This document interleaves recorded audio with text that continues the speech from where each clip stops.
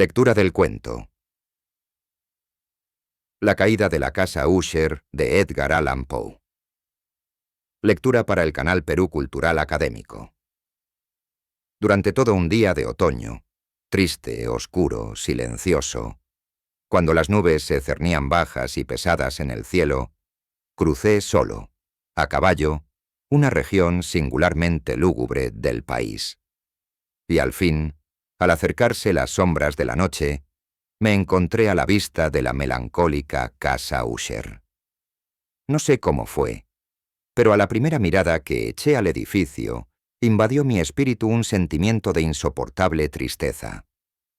Digo insoportable porque no lo atemperaba ninguno de esos sentimientos semiagradables, por ser poéticos, con los cuales recibe el espíritu aún las más austeras imágenes naturales de lo desolado o lo terrible. Miré el escenario que tenía delante, la casa y el sencillo paisaje del dominio, las paredes desnudas, las ventanas como ojos vacíos, los ralos y siniestros juncos, y los escasos troncos de árboles agostados. Con una fuerte depresión de ánimo únicamente comparable, como sensación terrena, al despertar del fumador de opio, la amarga caída en la existencia cotidiana, el horrible descorrerse del velo. Era una frialdad, un abatimiento, un malestar del corazón, una irremediable tristeza mental que ningún acicate de la imaginación podía desviar hacia forma alguna de lo sublime. ¿Qué era? Me detuve a pensar, ¿qué era lo que así me desalentaba en la contemplación de la casa Usher? Misterio insoluble. Y yo no podía luchar con los sombríos pensamientos que se congregaban a mi alrededor mientras reflexionaba. Me vi obligado a incurrir en la insatisfactoria conclusión de que mientras hay, fuera de toda duda, combinaciones de simplísimos objetos naturales que tienen el poder de afectarnos así, el análisis de este poder se encuentra aún entre las consideraciones que están más allá de nuestro alcance. Era posible, reflexioné, que una simple disposición diferente de los elementos de la escena, de los detalles del cuadro, fuera suficiente para modificar o quizá anular su poder de impresión dolorosa. Y, procediendo de acuerdo con esta idea, empujé mi caballo a la escarpada orilla de un estanque negro y fantástico que extendía su brillo tranquilo junto a la mansión. Pero con un estremecimiento aún más sobrecogedor que antes, contemplé la imagen reflejada e invertida de los juncos grises, y los espectrales troncos, y las vacías ventanas como ojos. En esa mansión de melancolía, sin embargo, proyectaba pasar algunas semanas. Su propietario, Roderick Usher, había sido uno de mis alegres compañeros de adolescencia, pero muchos años habían transcurrido desde nuestro último encuentro. Sin embargo, acababa de recibir una carta en una región distinta del país, una carta suya, la cual por su tono exasperadamente apremiante, no admitía otra respuesta que la presencia personal. La escritura denotaba agitación nerviosa. El autor hablaba de una enfermedad física aguda, de un desorden mental que le oprimía y de un intenso deseo de verme por ser su mejor y, en realidad, su único amigo personal, con el propósito de lograr, gracias a la jovialidad de mi compañía, algún alivio a su mal. La manera en que se decía esto y mucho más, este pedido hecho de todo corazón, no me permitieron vacilar y, en consecuencia, obedecí de inmediato al que, no obstante, consideraba un requerimiento singularísimo. Aunque de muchachos habíamos sido camaradas íntimos, en realidad poco sabía de mi amigo. Siempre se había mostrado excesivamente reservado. Yo sabía, sin embargo, que su antiquísima familia se había destacado desde tiempos inmemoriales por una peculiar sensibilidad de temperamento desplegada, a lo largo de muchos años, en numerosas y elevadas concepciones artísticas y manifestada recientemente en repetidas obras de caridad generosas, aunque discretas, así como en una apasionada devoción a las dificultades más que a las bellezas ortodoxas y fácilmente reconocibles de la ciencia musical. Conocía también el hecho notabilísimo de que la estirpe de los Usher, siempre venerable, no había producido, en ningún periodo, una rama duradera. En otras palabras, que toda la familia se limitaba a la línea de descendencia directa y siempre, con insignificantes y transitorias variaciones, había sido así. Esta ausencia, pensé, mientras revisaba mentalmente el perfecto acuerdo del carácter de la propiedad con el que distinguía a sus habitantes, reflexionando sobre la posible influencia que la primera, a lo largo de tantos siglos, podía haber ejercido sobre los segundos, esta ausencia, quizá, de ramas colaterales y la consiguiente transmisión constante de padre a hijo, del patrimonio junto con el nombre, era la que, al fin, identificaba tanto a los dos, hasta el punto de fundir el título originario del dominio en el extraño y equívoco nombre de Casa Usher, nombre que parecía incluir entre los campesinos que lo usaban la familia y la mansión familiar. He dicho que el solo efecto de mi experimento un tanto infantil, el de mirar en el estanque, había ahondado la primera y singular impresión. No cabe duda de que la conciencia del rápido crecimiento de mi superstición, pues, ¿por qué no he de darle este nombre?, servía especialmente para acelerar su crecimiento mismo. Tal es, lo sé de antiguo, la paradójica ley de todos los sentimientos que tienen como base el terror.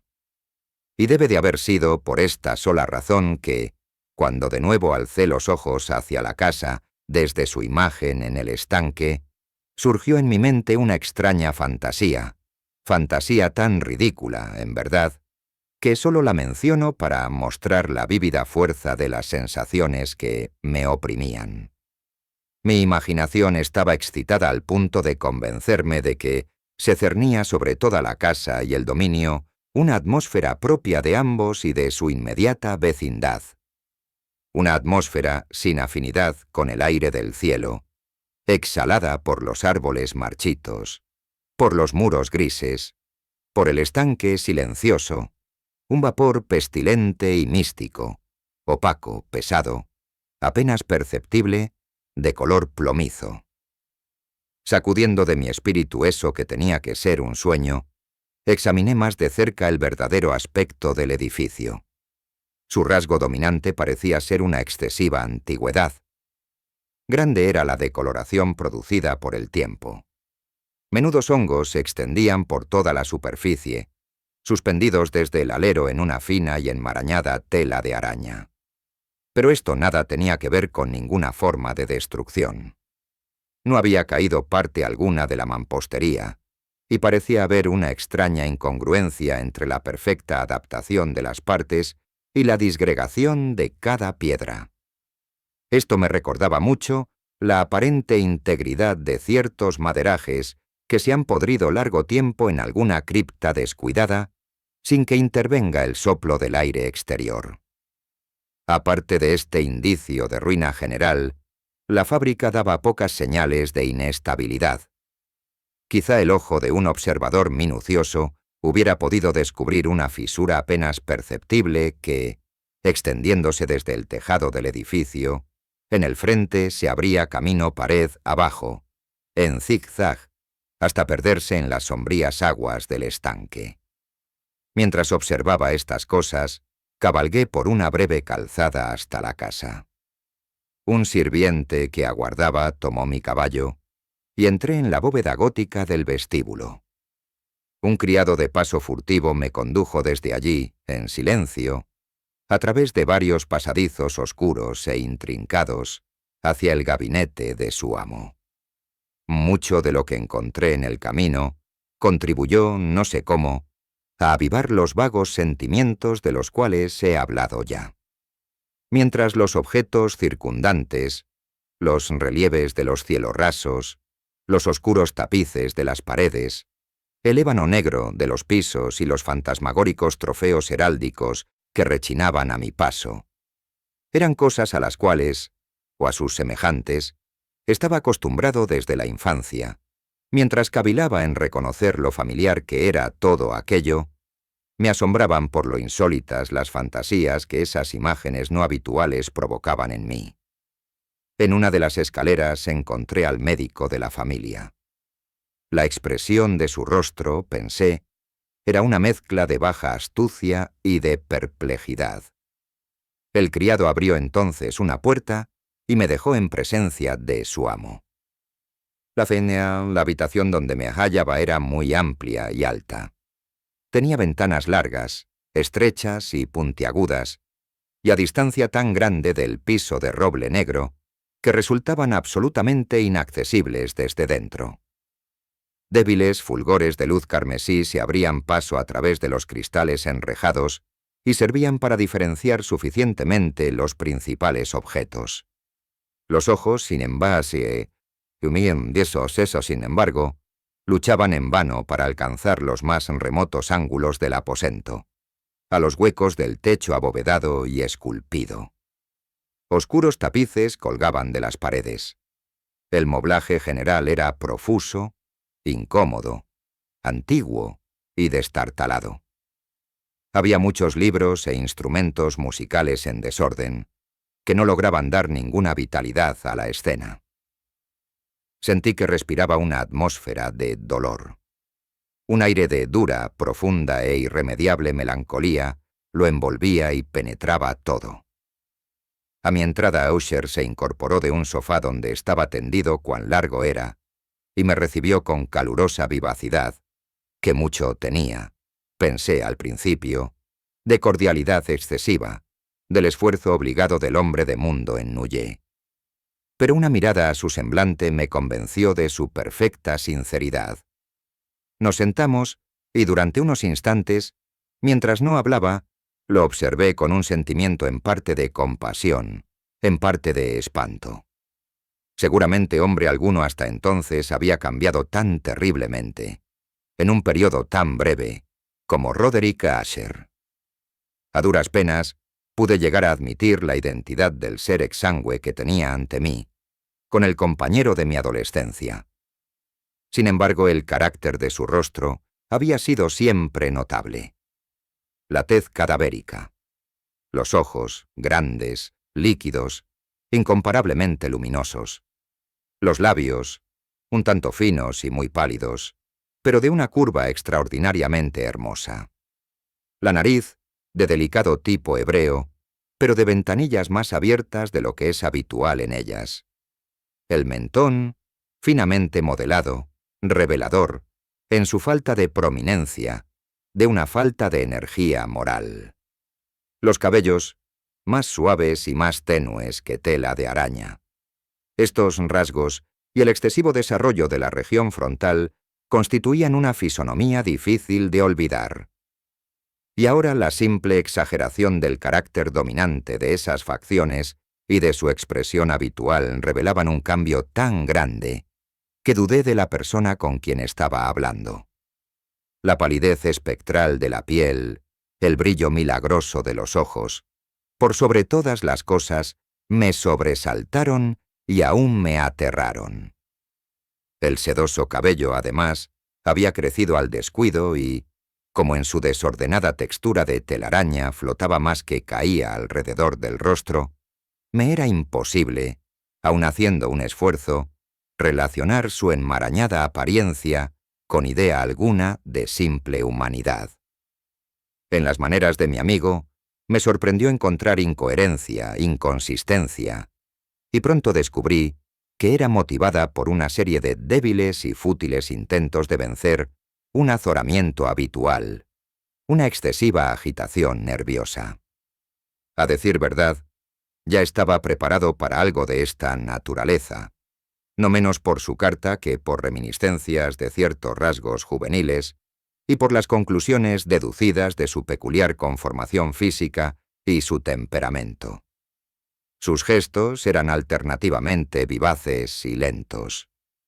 Su voz pasaba de una indecisión trémula, cuando su espíritu vital parecía en completa latencia, a esa especie de concisión enérgica, esa manera de hablar abrupta, pesada, lenta, hueca, a esa pronunciación gutural, densa, equilibrada, perfectamente modulada que puede observarse en el borracho perdido o en el opiómano incorregible durante los periodos de mayor excitación.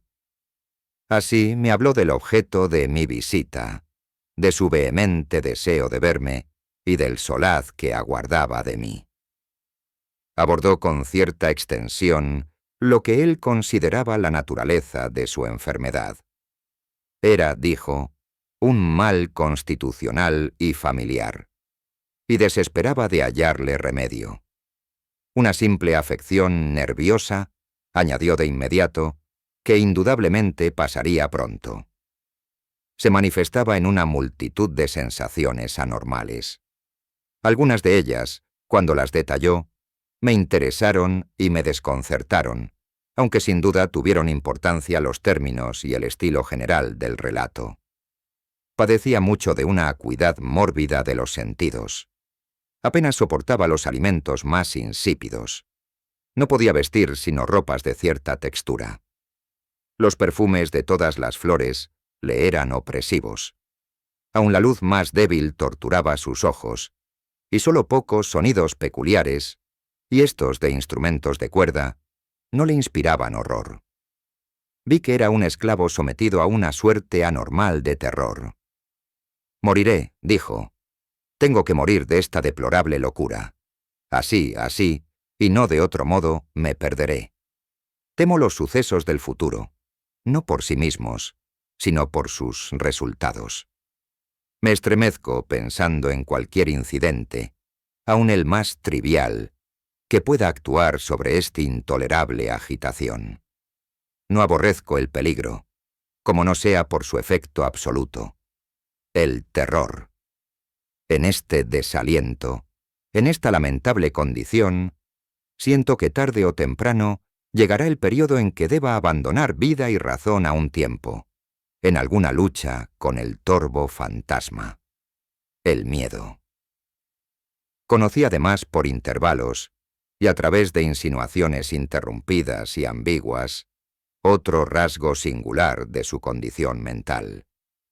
Estaba dominado por ciertas impresiones supersticiosas relativas a la morada que ocupaba y de donde, durante muchos años, nunca se había aventurado a salir, supersticiones relativas a una influencia cuya supuesta energía fue descrita en términos demasiado sombríos para repetirlos aquí. Influencia que algunas peculiaridades de la simple forma y material de la casa familiar habían ejercido sobre su espíritu, decía, a fuerza de soportarlas largo tiempo. Efecto que el aspecto físico de los muros y las torrecillas grises y el oscuro estanque en el cual éstos se miraban, había producido, a la larga, en la moral de su existencia.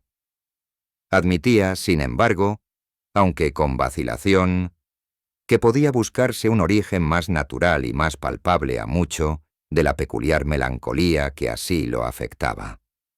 La cruel y prolongada enfermedad, la disolución evidentemente próxima de una hermana tiernamente querida, su única compañía durante muchos años, su último y solo pariente sobre la tierra.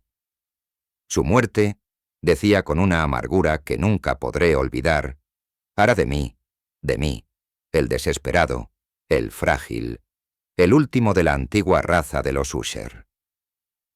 Mientras hablaba, Madeline, que así se llamaba, pasó lentamente por un lugar apartado del aposento y sin notar mi presencia desapareció. La miré con extremado asombro, no desprovisto de temor, y sin embargo me es imposible explicar estos sentimientos. Una sensación de estupor me oprimió, mientras seguía con la mirada sus pasos que se alejaban. Cuando por fin una puerta se cerró tras ella, mis ojos buscaron instintiva y ansiosamente el semblante del hermano, pero éste había hundido la cara entre las manos y solo pude percibir que una palidez mayor que la habitual se extendía en los dedos descarnados, por entre los cuales se filtraban apasionadas lágrimas. La enfermedad de Madeline había burlado durante mucho tiempo la ciencia de sus médicos. una apatía permanente, un agotamiento gradual de su persona y frecuentes, aunque transitorios accesos de carácter parcialmente cataléptico, eran el diagnóstico insólito.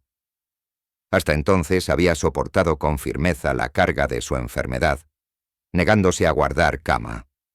Pero se hacía al caer la tarde de mi llegada a la casa, sucumbió, como me lo dijo esa noche su hermano con inexpresable agitación, al poder aplastante del destructor, y supe que la breve visión que yo había tenido de su persona sería probablemente la última para mí, que nunca más vería a Madeline, por lo menos en vida. En los varios días posteriores, ni Usher ni yo mencionamos su nombre, y durante este periodo me entregué a vehementes esfuerzos para aliviar la melancolía de mi amigo. Pintábamos y leíamos juntos, o yo escuchaba, como en un sueño, las extrañas improvisaciones de su elocuente guitarra. Y así, a medida que una intimidad cada vez más estrecha me introducía sin reserva en lo más recóndito de su alma, iba advirtiendo con amargura la futileza de todo intento de alegrar un espíritu cuya oscuridad, como una cualidad positiva, inherente, se derramaba sobre todos los objetos del universo físico y moral, en una incesante irradiación de tinieblas. Siempre tendré presente el recuerdo de las muchas horas solemnes que pasé a solas con el amo de la casa Usher. Sin embargo, fracasaría en todo intento de dar una idea sobre el exacto carácter de los estudios o las ocupaciones a los cuales me inducía o cuyo camino me mostraba. Una idealidad exaltada, enfermiza, arrojaba un fulgor sulfúreo sobre todas las cosas. Sus largos e improvisados cantos fúnebres resonarán eternamente en mis oídos. Entre otras cosas, conservo dolorosamente en la memoria cierta singular perversión y amplificación del extraño aire del último vals de von Weber, de las pinturas que nutrían su laboriosa imaginación y cuya vaguedad crecía a cada pincelada, vaguedad que me causaba un estremecimiento tanto más penetrante cuanto que ignoraba su causa. De esas pinturas, tan vívidas que aún tengo sus imágenes ante mí, sería inútil mi intento de presentar algo más que la pequeña porción comprendida en los límites de las meras palabras escritas. Por su extremada simplicidad, por la desnudez de sus diseños, atraían la atención y la subyugaban. Si jamás un mortal pintó una idea, ese mortal fue Roderick Usher. Para mí, al menos, en las circunstancias que entonces me rodeaban, surgía de las puras abstracciones que el hipocondríaco lograba proyectar en la tela, una intensidad de intolerable espanto, cuya sombra nunca he sentido, ni siquiera en la contemplación de las fantasías de Fuseli, resplandecientes, por cierto, pero demasiado concretas. Una de las fantasmagóricas concepciones de mi amigo, que no participaba con tanto rigor del espíritu de abstracción, puede ser vagamente esbozada, aunque de una manera indecisa, débil en palabras. El pequeño cuadro representaba el interior de una bóveda o túnel inmensamente largo, rectangular, con paredes bajas, lisas, blancas, sin interrupción ni adorno alguno. Ciertos elementos accesorios del diseño servían para dar la idea de que esa excavación se hallaba a mucha profundidad bajo la superficie de la tierra. No se observaba ninguna saliencia en toda la vasta extensión, ni se discernía una antorcha o cualquier otra fuente artificial de luz. Sin embargo, flotaba por todo el espacio una ola de intensos rayos que bañaban el conjunto con un esplendor inadecuado y espectral. He hablado ya de ese estado mórbido del nervio auditivo que hacía intolerable al paciente toda música, con excepción de ciertos efectos de instrumentos de cuerda. Quizá los estrechos límites en los cuales se había confinado con la guitarra fueron los que originaron en gran medida el carácter fantástico de sus obras. Pero no es posible explicar de la misma manera la fogosa facilidad de sus impromptus. Debían de ser, y lo eran, tanto las notas como las palabras de sus extrañas fantasías, pues no pocas veces se acompañaba con improvisaciones verbales rimadas.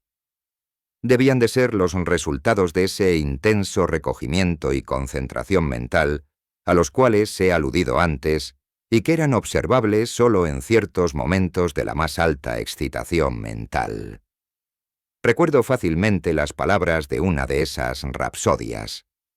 Quizá fue la que me impresionó con más fuerza cuando la dijo, porque en la corriente interna o mística de su sentido, creí percibir, y por primera vez, una acabada conciencia por parte de Usher de que su encumbrada razón vacilaba sobre su trono.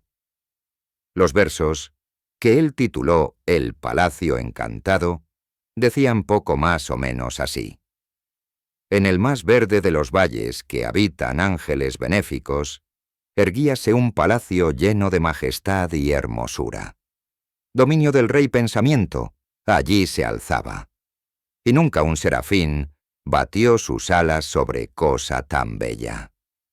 Amarillos pendones, sobre el techo flotaban, áureos y gloriosos. Todo eso fue hace mucho, en los más viejos tiempos. Y con la brisa que jugaba en tan gozosos días, por las almenas se expandía una fragancia alada. Y los que erraban en el valle, por dos ventanas luminosas a los espíritus, veían danzar al ritmo de laúdes, en torno al trono donde, por Firogéneto, envuelto en merecida pompa, sentábase el señor del reino. Y de rubíes y de perlas era la puerta del palacio, de donde como un río fluían centelleando, los ecos, de gentil tarea, la de cantar con altas voces el genio y el ingenio de su rey soberano. Mas criaturas malignas invadieron, vestidas de tristeza, aquel dominio. Ah, duelo y luto, nunca más nacerá otra alborada. Y en torno del palacio, la hermosura que antaño florecía entre rubores, es sólo una olvidada historia sepulta en viejos tiempos. Y los viajeros, desde el valle, por las ventanas ahora, rojas, ven vastas formas que se mueven en fantasmales discordancias, mientras, cual espectral torrente, por la pálida puerta sale una horrenda multitud que ríe, pues la sonrisa ha muerto.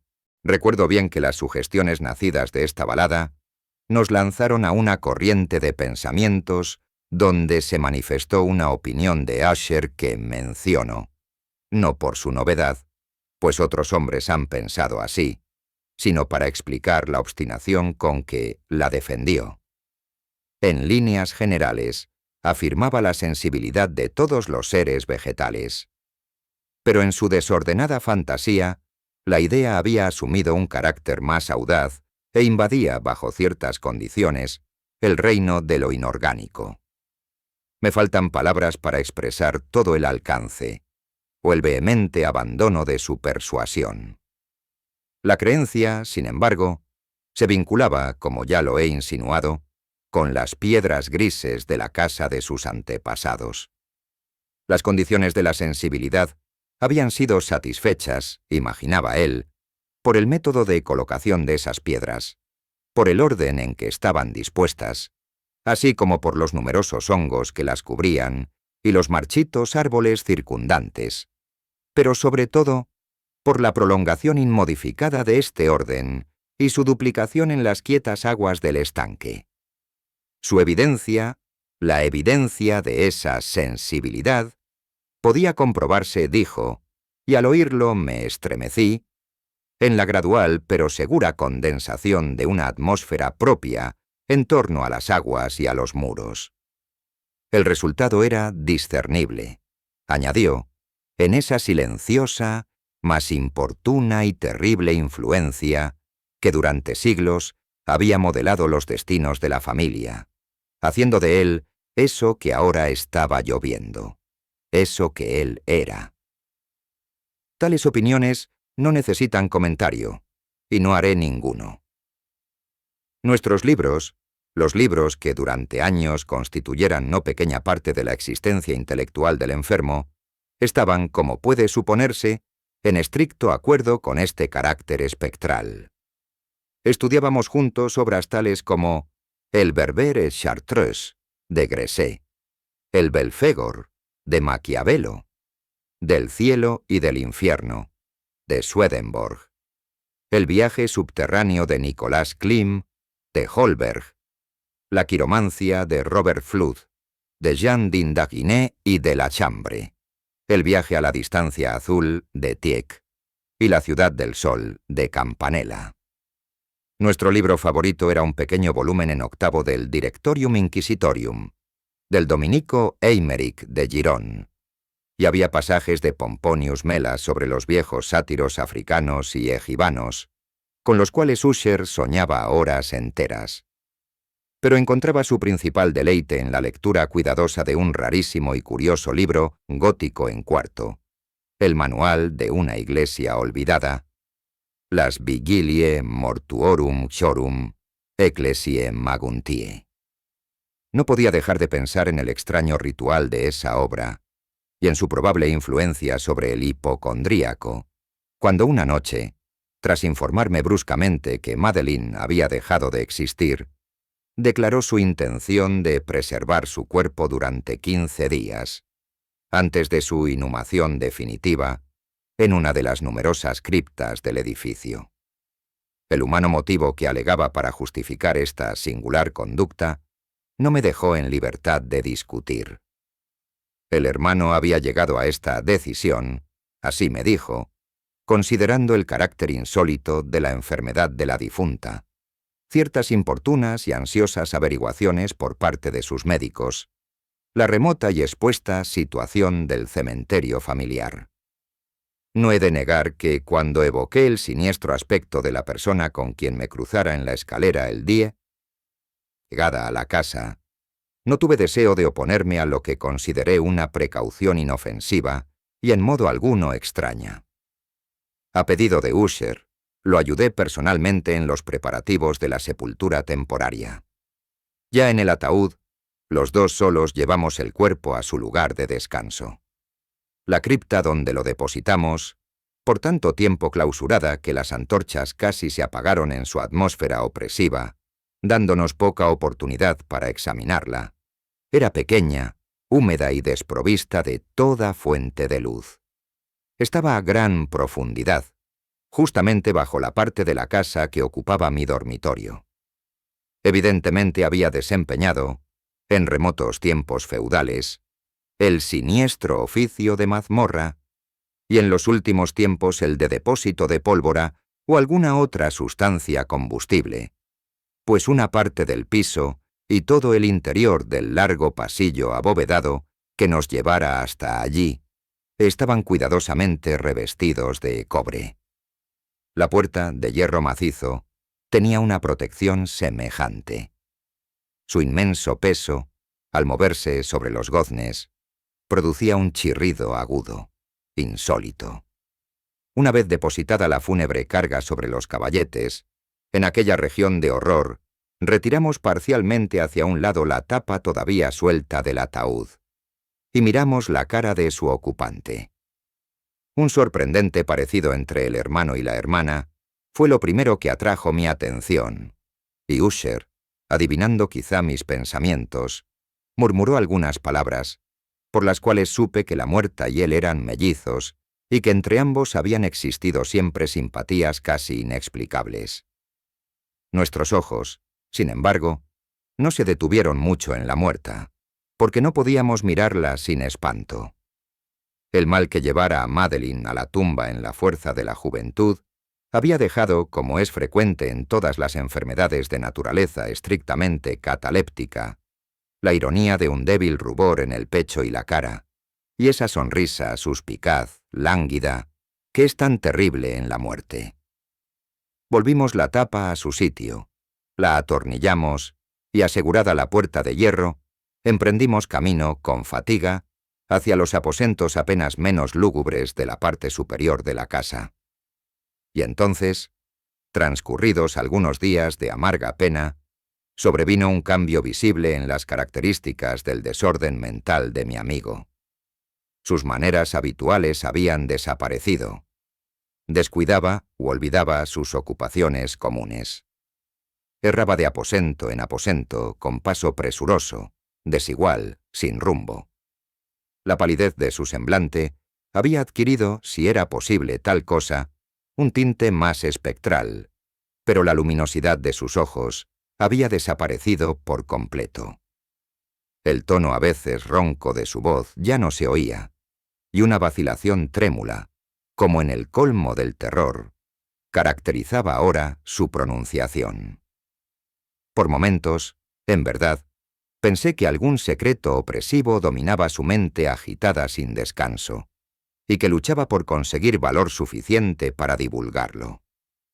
Otras veces, en cambio, me veía obligado a reducirlo todo a las meras e inexplicables divagaciones de la locura, pues lo veía contemplar el vacío horas enteras, en actitud de profundísima atención, como si escuchara algún sonido imaginario. No es de extrañarse que su estado me aterrara, que me inficionara. Sentía que a mi alrededor, a pasos lentos pero seguros, se deslizaban las extrañas influencias de sus supersticiones fantásticas y contagiosas. Al retirarme a mi dormitorio la noche del 7º u 8º día, después de que Madeline fuera depositada en la mazmorra, y siendo ya muy tarde, experimenté de manera especial y con toda su fuerza esos sentimientos. El sueño no se acercaba a mi lecho, y las horas pasaban y pasaban. Luché por racionalizar la nerviosidad que me dominaba. Traté de convencerme de que mucho, si no todo lo que sentía, era causado por la desconcertante influencia del lúgubre moblaje de la habitación, de los tapices oscuros y raídos que, atormentados por el soplo de una tempestad incipiente, se balanceaban espasmódicos de aquí para allá sobre los muros y crujían desagradablemente alrededor de los adornos del lecho. Pero mis esfuerzos eran infructuosos. Un temblor incontenible fue invadiendo gradualmente mi cuerpo, y al fin se instaló sobre mi propio corazón un íncubo, el peso de una alarma por completo inmotivada.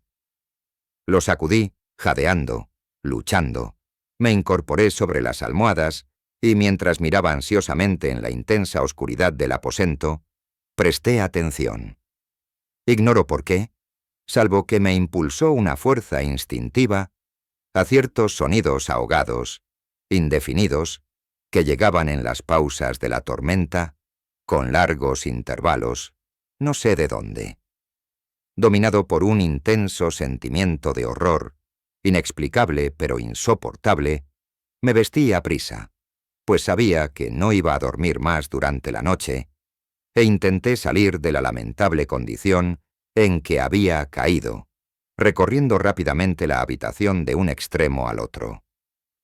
Había dado unas pocas vueltas, cuando un ligero paso en una escalera contigua atrajo mi atención. Reconocí entonces el paso de Asher. Un instante después, llamaba con un toque suave a mi puerta y entraba con una lámpara.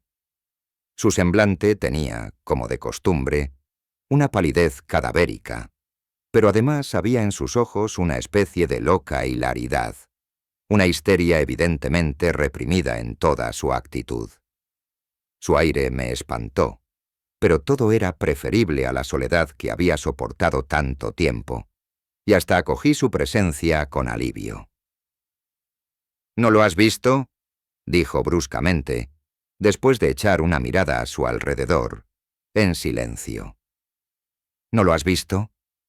Pues aguarda, lo verás. Y diciendo esto, protegió cuidadosamente la lámpara, se precipitó a una de las ventanas y la abrió de par en par a la tormenta. La ráfaga entró con furia tan impetuosa que estuvo a punto de levantarnos del suelo. Era, en verdad, una noche tempestuosa, pero de una belleza severa, extrañamente singular en su terror y en su hermosura. Al parecer, un torbellino desplegaba su fuerza en nuestra vecindad, pues había frecuentes y violentos cambios en la dirección del viento, y la excesiva densidad de las nubes tan bajas que oprimían casi las torrecillas de la casa, no nos impedía advertir la viviente velocidad con que acudían de todos los puntos, mezclándose unas con otras sin alejarse. Digo que, aun su excesiva densidad, no nos impedía advertirlo, y sin embargo no nos llegaba ni un atisbo de la luna o de las estrellas, ni se veía el brillo de un relámpago. Pero las superficies inferiores de las grandes masas de agitado vapor, así como todos los objetos terrestres que nos rodeaban, resplandecían en la luz extranatural de una exhalación gaseosa, apenas luminosa y claramente visible, que se cernía sobre la casa y la amortajaba. «No debes mirar, no mirarás eso», dije estremeciéndome, mientras con suave violencia apartaba a Usher de la ventana para conducirlo a un asiento. «Estos espectáculos que te confunden son simples fenómenos eléctricos nada extraños, o quizá tengan su horrible origen en el miasma corrupto del estanque. Cerremos esta ventana. El aire está frío y es peligroso para tu salud. Aquí tienes una de tus novelas favoritas. Yo leeré y me escucharás, y así pasaremos juntos esta noche terrible». El antiguo volumen que había tomado era Mad Trist, de Launcelot Canning, pero lo había calificado de favorito de Usher más por triste broma que en serio, pues poco había en su prolijidad tosca, sin imaginación, que pudiera interesar a la elevada e ideal espiritualidad de mi amigo. Pero era el único libro que tenía a mano, y alimenté la vaga esperanza de que la excitación que en ese momento agitaba al hipocondríaco pudiera hallar alivio, pues la historia de los trastornos mentales está llena de anomalías semejantes, aun en la exageración de la locura que yo iba a leerle. De haber juzgado, a decir verdad, por la extraña y tensa vivacidad con que escuchaba, o parecía escuchar las palabras de la historia, me hubiera felicitado por el éxito de mi idea.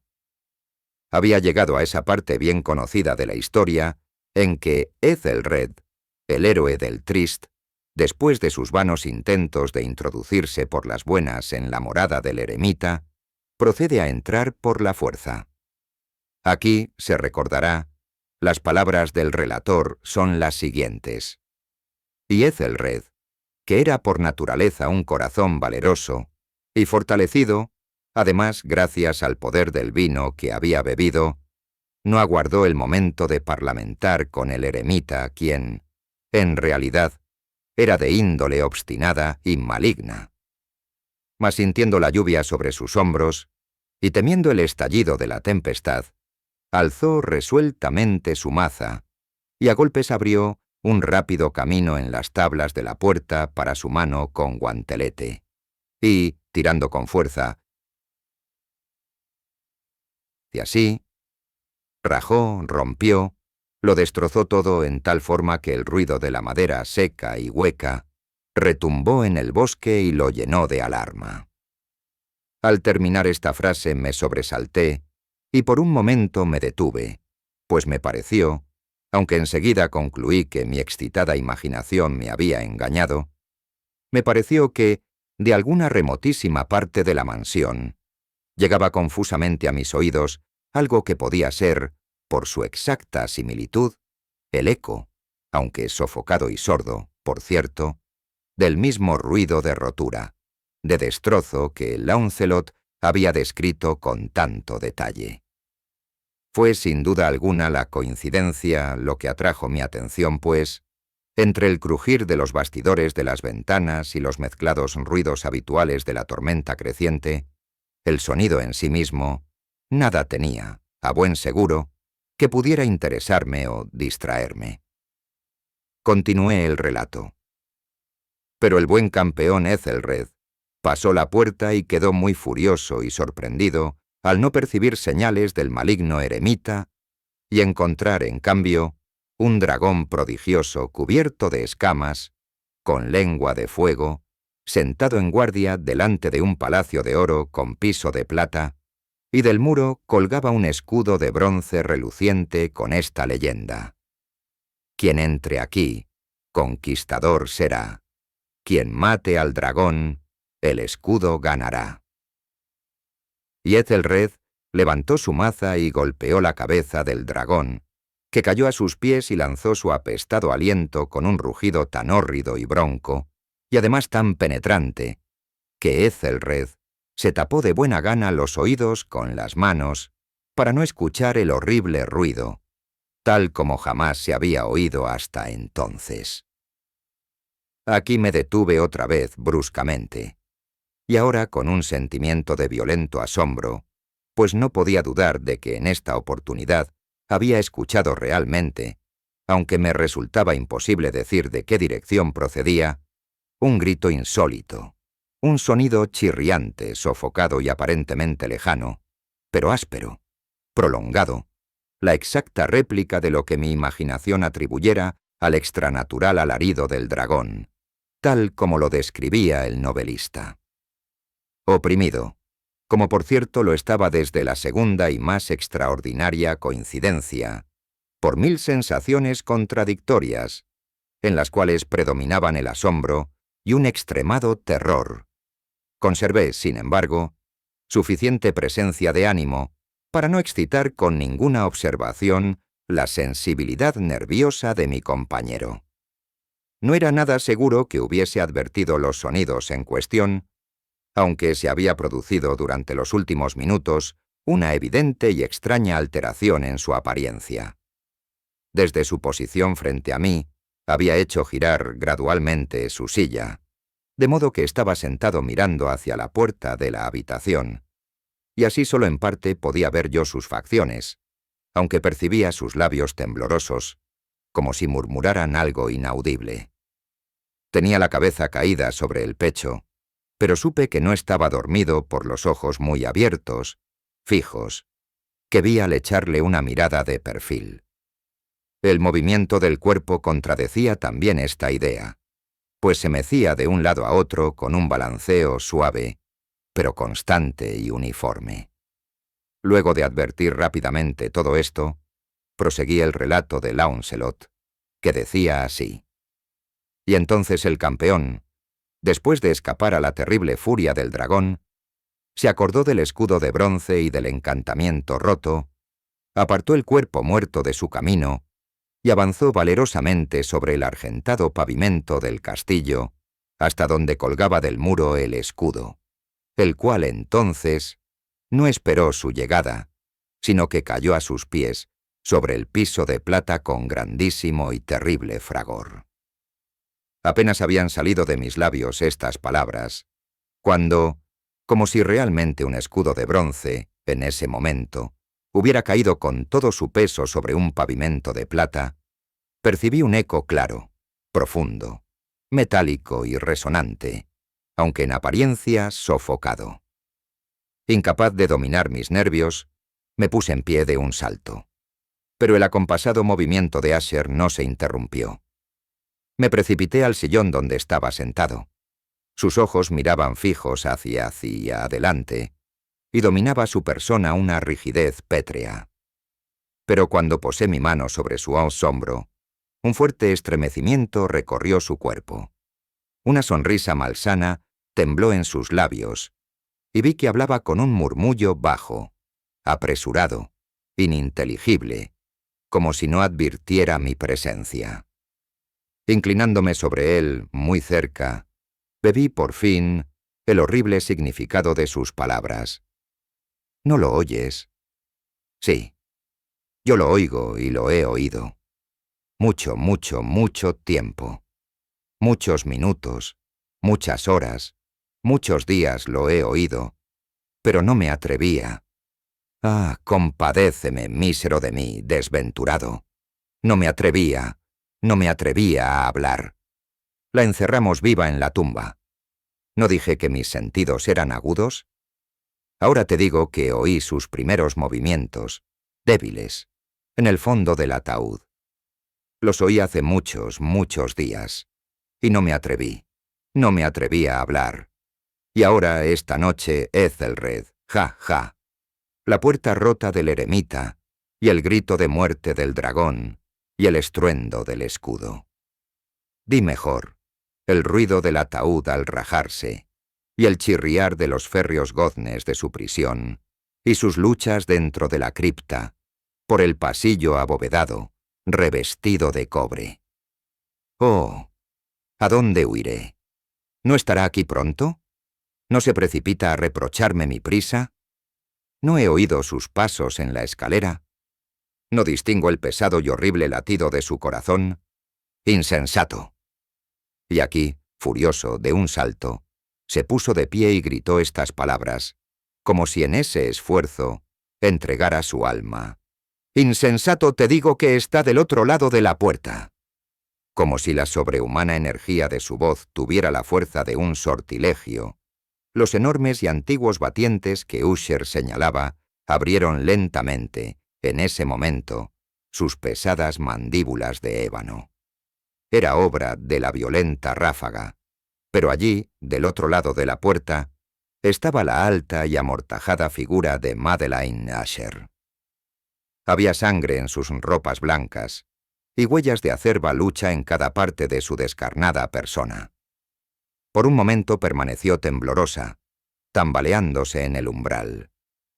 Luego, con un lamento sofocado, cayó pesadamente hacia adentro, sobre el cuerpo de su hermano, y en su violenta agonía final, lo arrastró al suelo, muerto, víctima de los terrores que había anticipado.